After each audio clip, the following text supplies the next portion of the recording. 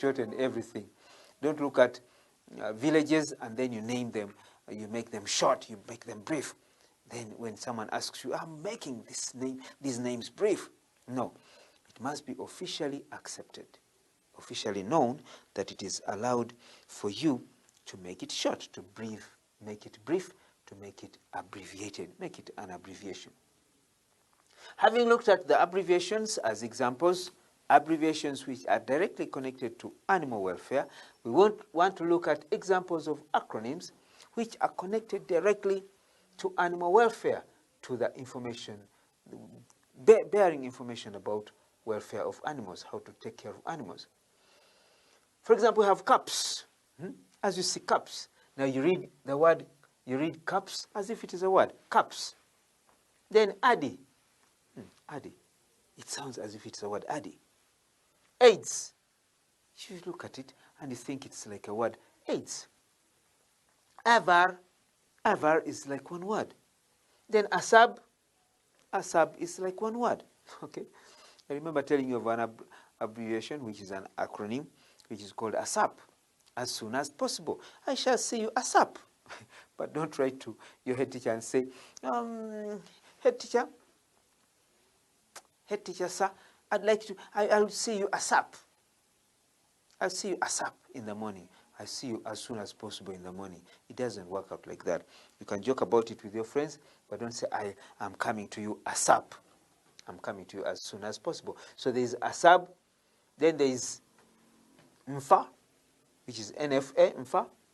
It sounds like a vernacular word, MFA. Then there's NEMA. As you see, it sounds as if it is one word. NEMA, MFA, ASAB, AVAR, AIDS, ADI, CAPS, then UWA, then UWEC, then WHO, then there's NGO. Okay. If you have NGO, then you have NGOs. Okay. This one in plural, as we're going to see. Then you have VET, like a word, veterinary. So here you can even write vet and you put a dot at the end of it, because it if you wish it like that. But sometimes we leave it at that because it's an acronym. We don't sometimes put it there, vet. Then USPA. Now be careful of USPA, because there's USPA, which is Uganda Sports Press Association. That one is to do with sports. Uganda Sports Press Association, USPA. But there's USPA regarding animals, the welfare of animals. And USPA for this one is Uganda Society for the Protection of Animals. Uganda Society for the Protection of Animals. That is USPA. Okay, let's look at the beginning. From the beginning, from the top. CAPS is captive animals, animals which have been made captive. Captive Animals Protection Society. Captive Animals Protection Society. A society for the protection of animals which have been made captive. Again, Captive Animals Protection Society. Captive Animals Protection Society. A society for the protection of animals that have been made captive. Okay? When you come from the other side, you explained very well. Captive Animals Protection Society. A society that is there to protect animals which have been put in captivity, which have been gathered after being caught, and they're being taken care of. ADI, Animal Defenders International. Animal Defenders International. An international organization which is there for defending animals. Animal Defenders International. It's an organization for defending animals, taking care of animals and, protecting them. AIDS. Yeah, everyone knows what AIDS is, because we have acquired immune deficiency syndrome. Acquired immune deficiency syndrome. How does this come about? Now, of course, when you're discussing animals and their welfare, you discuss human beings, because it is the human beings who take care of these animals. They give them welfare. But at times you find that some people are sick and suffering from HIV/AIDS. Also, we are told that sometimes people think that HIV/AIDS was contracted from some of these animals. So animal welfare and the welfare of human beings is related. So here we talk about AIDS, which is acquired immune deficiency syndrome. A syndrome or a group of situations which show a sickness, a syndrome, a group of signs which show the deficiency, which show that there's shortage of something, the deficiency of immunity. That someone is not immune enough, someone, cannot fight disease. So it is a syndrome which shows deficiency in immunity that is acquired, that is God. Because once one gets this HIV, one has acquired it. It doesn't just land on me anyhow. It comes through my getting involved, maybe in sex, maybe sometimes unprotected sex with an infected person, or sometimes it is when some people are carrying out blood transfusion from one person who is infected to another person who is not infected, sometimes using sharp objects, as we know, shared by people who are suffering from that disease. So it is acquired. To acquire is to get. So acquired immune deficiency syndrome. You should be sure, children, you should be sure, students, of the spelling of each of these words. And as you see, AIDS is an acronym which sounds like a word. AVAR. AVAR is the Association of Veterinarians for Animal Rights. Association of Veterinarians, of cannot be indicated here. Association of Veterinarians for Animal Rights. This is animal rights. Association of Veterinarians for Animal Rights. So there are veterinarians who have an association which is there fighting for the rights of animals. So the veterinarians, remember, are doctors, are surgeons who are there to take care of animals. So they organize themselves into an association. An association is an organization where people associate, where people cooperate, where people collaborate. To collaborate is to labor together, to work together. To collaborate is to associate and get organized. So that is Association of Veterinarians for Animal Rights. Then you have ASAB.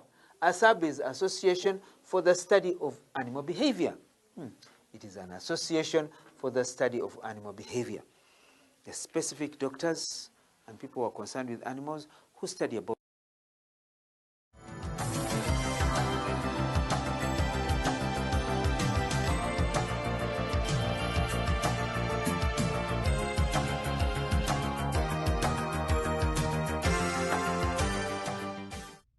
behavior. How do chimpanzees behave when they are pregnant? How do the mountain gorillas behave when they are hungry? Be careful, do not go to them, do not come close to them when they are hungry, because they can easily eat you up. Make sure the tourist guide directs you to where the chimpanzees are, to where the mountain gorillas are, to where the baboons are. Don't come close to them. When the tourist guide tells you not to go close to these animals, don't go there. So you learn about their behavior, how they behave. When they are happy, what do? Yes, I remember seeing chimpanzees happy and they are clapping their hands. You see a chimpanzee jumping about, dancing, and then smiling. I saw a smile on the face of a chimpanzee and wondered what kind of a smile it was. But it was its smile. The chimpanzee was happy and it was smiling. So a person who is a member of the Association for the Study of Animal Behavior can tell you that that animal there is making that noise because she is happy. Or she's making that noise because she is sad. Her baby has died. Oh, she's hungry, so that's why she's whimpering. The way she's crying, she's whimpering.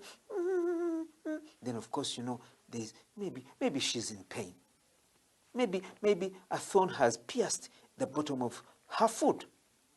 So that is animal behavior. So people study animal behavior in an association. They study animal behavior. I remember when we were young, we used to watch a film that was entitled Daktari. It was a very nice film. How I wish you'd watch Daktari films. Daktari films would show us what the behavior of animals was like. And there was a man called Daktari. Daktari is a Swahili word which means doctor.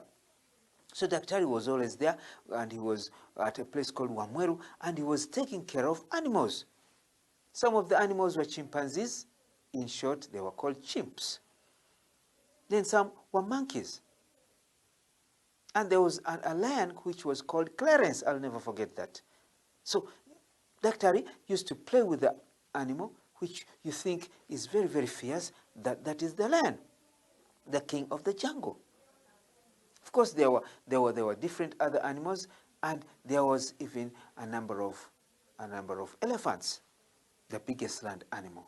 So Daktari had studied animal behavior, and at Wamweru Study Center for Animal Behavior, Wamweru Study Center for Animal Behavior, this doctor man who was called Daktari used to do this, and then we used to watch these animals. It was explained to us that Clarence, that lion, which had been kept there for years, had been brought as a cub, as a cub, as a cub, a baby lion. And so that lion, Clarence, became a big lion until he grew and grew and grew. And then he became well known to Daktari, even the friends around, so you could easily tame these wild animals and make them, domestic animals. So that lion, just like the chimpanzee, had been domesticated. Yes, so that is Association for the Study of Animal Behavior. In fact, people go to university to study about animal behavior. Why do animals behave like this? Okay, I want us to handle these last three, and then we come back to these ones that we have to fill in. You already said USPA here is not Uganda Sports Press Association, Sports Press Association. This does not work with the pressmen.